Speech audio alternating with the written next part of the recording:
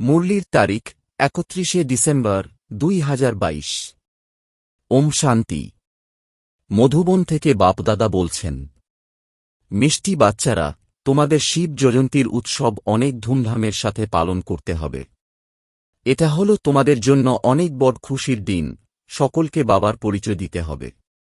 প্রশ্ন, কোন বাচ্চারা নিজের অনেক বড় লোকসান করে ফেলে? ক্ষতি কখন হয়? উত্তর, যে বাচ্চারা চলতে চলতে পড়াশোনা ছেড়ে দেয়, তারা নিজের অনেক বড় লোকসান করে ফেলে। বাবা রোজ এত হীরে রত্ন প্রদান করেন, বুদ্ধ পয়েন্টস শোনাতে থাকেন, যদি কেউ রেগুলার না শোনে তাহলে ক্ষতি হয়ে যায়, অনুত্তীর্ণ হয়ে যায়, স্বর্গের উচ্চ বাদশাহী উত্তরাধিকার হারিয়ে ফেলে, পদভ্রষ্ট হয়ে যায়। গীত, রাতের পথিক ক্লান্ত হয় না। ওম শান্তি। এই রাত আর দিন মানুষের জন্য। শিব বাবার জন্য রাত দিন হয় না। এটা বাচ্চারা তোমাদের জন্য, মানুষের জন্য। ব্রহ্মার রাত ব্রহ্মার দিন গায়ন করা হয়। শিবের দিন, শিবের রাত এটা কখনোই বলা হয় না। কেবল এক ব্রহ্মাও বলা হয় না। একজনের রাত হয় না। গায়ন করা হয় ব্রাহ্মণদের রাত। তোমরা জানো যে এখন হল ভক্তি মার্গের শেষ, সাথে সাথে ঘন অন্ধকারেরও অবসান। বাবা বলেন, আমি আসি তখনই যখন ব্রহ্মার রাত হয়। তোমরা এখন সকালের জন্য চলতে শুরু করেছ।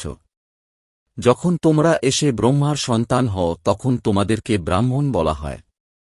ব্রাহ্মণদের রাত সম্পূর্ণ হলে তারপর দেবতাদের দিন শুরু হয়। ব্রাহ্মণ গিয়ে দেবতা হবে। এই যজ্ঞের দ্বারা অনেক বড় পরিবর্তন হয়। পুরাতন দুনিয়া পরিবর্তন হয়ে নতুন হয়। কলিযুগ হল পুরাতন যুগ, সত্যযুগ হল নতুন যুগ। তারপর ত্রেতা ২৫% পুরাতন, দাপর ৫০% পুরাতন। যুগের নামই পরিবর্তন হয়ে যায়। কলিযুগকে সকলে পুরাতন দুনিয়া বলবে। ঈশ্বর বলা হয় বাবাকে, যিনি ঈশ্বরীয় রাজ্য স্থাপন করেন। বাবা বলেন, আমি কল্প সঙ্গম যুগে আসি। সময় তো লাগে, তাই না? যদিও ১ সেকেন্ডের কথা, কিন্তু বিকর্ম বিনাশ হওয়ার জন্য সময় লাগে, কারণ ওরা কল্পের পাপ মাথার উপরে আছে। বাবা স্বর্গের রচনা করেন, তাহলে তোমরা বাচ্চারাও স্বর্গের মালিক তো হবে। কিন্তু মাথার উপরে যে সমস্ত পাপের বোঝা আছে তা ভস্মীভূত হতে সময় লাগবে। যোগ লাগাতে হয়। নিজেকে আত্মা অবশ্যই মনে করতে হবে। আগে যখন বাবা বলা হতো তখন দৈহিক বাবার কথা স্মরণে আসত। এখন বাবা বলায় বুদ্ধি উপরে চলে যায়। দুনিয়াতে আর কারোরই বুদ্ধিতে থাকে না যে আমরা হলাম আত্মা রুহানি বাবার সন্তান।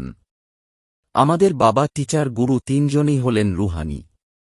স্মরণও ওনাকেই করি। এটি হল পুরাতন শরীর, একে কি শৃঙ্গার করব।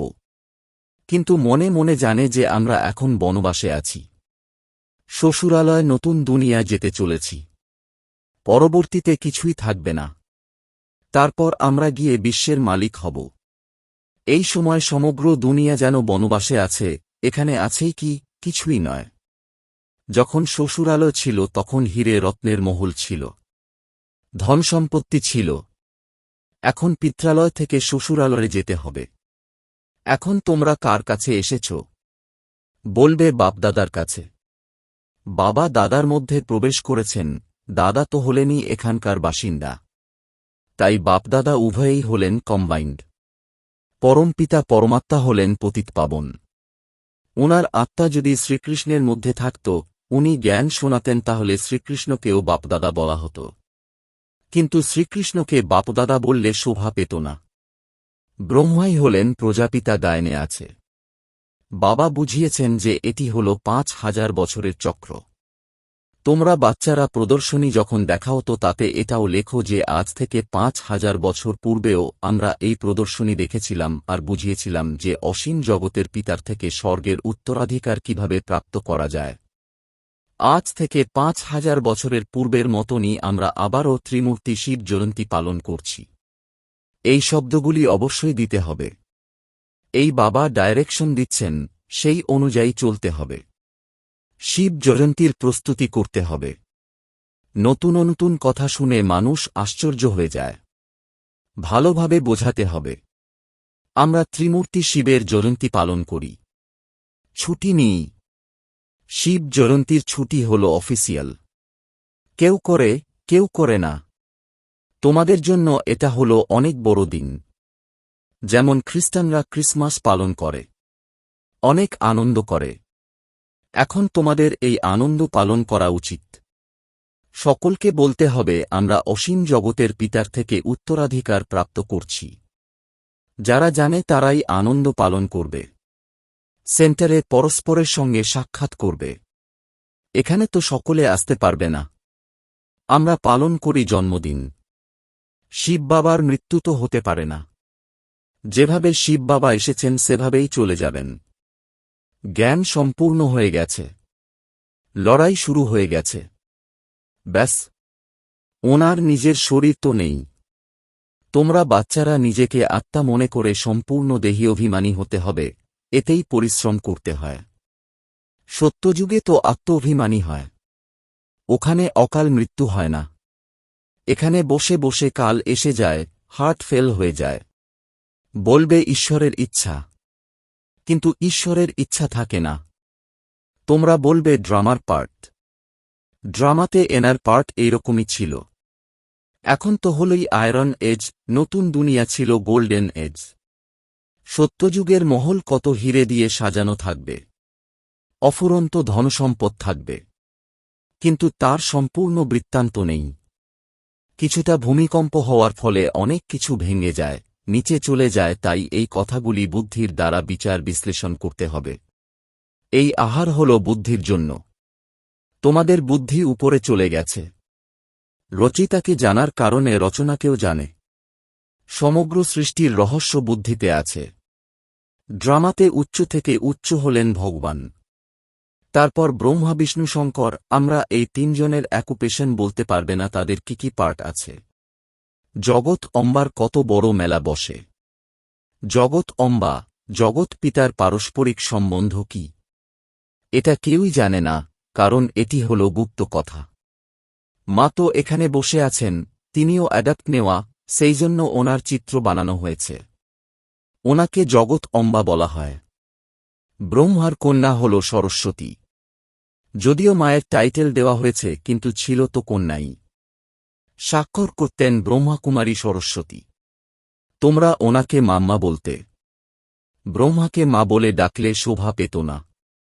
এটা বোঝার আর বোঝানোর মধ্যে অনেক রিফাইন বুদ্ধির দরকার। এসব হল গুহ্য কথা। তোমরা কারোর মন্দিরে গেলে দ্রুতই তাদের অ্যাকুপেশন জেনে যাবে। গুরু নানকের মন্দিরে গেলে দ্রুতই বলে দেবে যে উনি আবার কবে আসবেন। ওরা তো কিছুই জানে না, কারণ কল্পের আজও লম্বা বানিয়ে দিয়েছে। তোমরা বর্ণনা করতে পারো। বাবা বলেন, দেখো আমি তোমাদেরকে কিভাবে পড়াই, কিভাবে আসি। শ্রীকৃষ্ণের তো কোনো কথাই নেই। গীতা পাঠ করতে থাকে, কেউ 18 অধ্যায় মুখস্থ করলে তার কত মহিমা হয়। একটি শ্লোক শোনালে বলবে বাহ বাহ, এনার মতো মহাত্মা আর কেউই নেই। আজকাল তো ঋদ্ধি সিদ্ধিও অনেক হয়। জাদুর খেলা অনেক দেখাতে থাকে। দুনিয়াতে অনেক ঠগও আছে। বাবা তোমাদের কত সহজভাবে বোঝান, কিন্তু পঠন পাঠন যারা করে তাদের উপরই সবকিছু নির্ভর করে। টিচার তো একই রকমভাবে সকলকে পড়ান, যারা পড়াশোনা করবে না তারা অনুত্তীর্ণ হয়ে যাবে। এটাও অবশ্যই হবে। সমগ্র রাজধানী স্থাপন হতে হবে। তোমরা এই জ্ঞান স্নান করো, জ্ঞানে ডুব দিয়ে পরিস্থানের পরি অর্থাৎ স্বর্গের মালিক হয়ে যাও। এখানেই হল রাত দিনের পার্থক্য। সত্যযুগের তত্ত্ব শতপ্রধান হওয়ায় শরীরও অ্যাকিউরেট হয়। ন্যাচারাল বিউটি থাকে। ওটি হল ঈশ্বরের স্থাপন করা ভূমি। এখন হল আসুরি ভূমি। স্বর্গ নরকের মধ্যে অনেক পার্থক্য আছে। এখন তোমাদের বুদ্ধিতে ড্রামার আদিমধ্যান্তের রহস্য বসে গেছে, নম্বর ক্রমানুসারে পুরুষার্থ অনুযায়ী। বাবা বলেন, ভালোভাবে পুরুষার্থ করো। কন্যারা নতুন নতুন স্থান পরিদর্শন করতে যায়। যদি ভালো ভালো মাতা প্রমুখেরা থাকে তাহলে সার্ভিসও সেই রকম ভালো করতে হবে। সেন্টারে যদি কেউ না আসে তাহলে নিজেরই লোকসান করতে থাকে। কেউ যদি পড়াশোনা করতে না আসে তাহলে তাকে লিখতে হবে। তুমি পঠনপাঠন করছো না, তাতে তোমার অনেক ক্ষতি হয়ে যাবে। প্রত্যহ অনেক গুহ্য পয়েন্টস পাওয়া যায়। এসব হল হীরে রত্ন, তোমরা পঠনপাঠন না করলে অনুত্তীর্ণ হয়ে যাবে। এত উচ্চ স্বর্গের বাদশাহী উত্তরাধিকার হারিয়ে ফেলবে। মুরলি তো রোজ শোনা উচিত। এরূপ বাবাকে ছেড়ে দিলে স্মরণে রেখো, অনুত্তীর্ণ হয়ে যাবে, তারপর অনেক কাঁদবে। রক্ত অশ্রু নির্গত হবে। পড়াশোনা তো কখনোই ছাড়া উচিত নয়। বাবা রেজিস্টার দেখেন কতজন রেগুলার আসে, না আসলে তাদের সাবধান করা উচিত। শ্রীমত বলে যে পড়াশোনা না করলে পদভ্রষ্ট হয়ে যাবে, অনেক ক্ষতি হয়ে যাবে। এমন লেখাপড়া করো যাতে তোমরা স্কুলের নাম উজ্জ্বল করতে পারো। এমন নয় যে কেউ আসলো না তাই ছেড়ে দিলে। টিচারের উৎকণ্ঠা থাকে যে আমাদের স্টুডেন্ট বেশি সংখ্যায় অনুত্তীর্ণ হলে সম্মানহানি হবে। বাবা লেখেনও যে তোমাদের সেন্টারে সার্ভিস কম হয়, বোধহয় তোমরা ঘুমাচ্ছ। আচ্ছা, মিষ্টি মিষ্টি প্রশিক্ষার্থী বাচ্চাদের মাতাপিতা বাপদাদার স্মরণসহ স্নেহসুমন আর সুপ্রভাত। আত্মিক পিতার আত্মিক বাচ্চাদেরকে জানাচ্ছি নমস্কার। ধারণার জন্যে মুখ্য সার। 1 নম্বর, এই পুরানো শরীরের শৃঙ্গার করো না। বনবাসে থেকে নতুন ঘরে যাওয়ার প্রস্তুতি করতে হবে। 2 নম্বর, জ্ঞান স্নান প্রত্যহ করতে হবে। পড়াশোনা কখনোই মিস করলে চলবে না। বরদান, মহানতার সাথে নির্মাণ ভাবকে, নম্রতা ধারণ করে সকলকের মান প্রাপ্তকারী সুখদায়ী ভব। এর বিস্তার, মহানতার লক্ষণ হল নির্মাণ ভাব। যত মহান ততই নির্মাণ, কারণ সর্বদা ভরপুর থাকে। যেমন বৃক্ষ যত ভরপুর হবে ততই ঝুঁকে থাকে। তাই নির্মাণভাবী সেবা করে, আর যারা নির্মাণ থাকে তারা সকলের থেকে মান প্রাপ্ত করে। যারা অভিমানে থাকে তাদের কেউ সম্মান করে না, তার থেকে দূরে পালায়। যারা নির্মাণ হবে তারাই সুখদায়ী হবে। তার থেকে সকলেই সুখের অনুভূতি করবে। সকলেই তার কাছে আসতে চাইবে। স্লোগান, দুঃখকে তালাক দেওয়ার জন্য খুশির খাজানাকে সর্বদা সাথে রাখো। মাতেশ্বরী জির মধুর মহাবাক্য। গীত, নয়নহীনকে পথ দেখাও প্রভু। এখন এই যে মানুষ গীত গায় নয়নহীনকে পথ বলে দাও, তাহলে তো পথ দেখাতে পারেন কেবল একজনই, তিনি পরমাত্মা। তবেই তো পরমাত্মাকে আহ্বান করে আর যে সময় বলে প্রভু পথ বলে দাও, তবে তো নিশ্চয়ই মানবকে পথ বলে দেওয়ার জন্য স্বয়ং পরমাত্মাকেই নিরাকার রূপ থেকে সাকার রূপে অবশ্যই আসতে হবে। তবেই তো স্থূলতে পথ বলে দেবেন।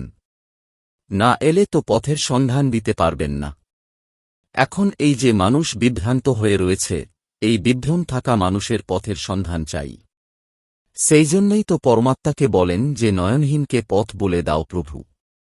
একেই তো তাই মাঝি বলা হয়, যে ওই পারে বা এই 5 তত্ত্বের তৈরি যে সৃষ্টি, তার থেকে পার করে ওই পারে, অর্থাৎ 5 তত্ত্বের ওপারে যে ষষ্ঠ তত্ত্ব অখণ্ড জ্যোতি মহাতত্ত্ব রয়েছে, সেখানে নিয়ে যাবে। তো পরমাত্মাও যখন ওই পার থেকে এই পারে আসবেন, তবে তো নিয়ে যাবেন।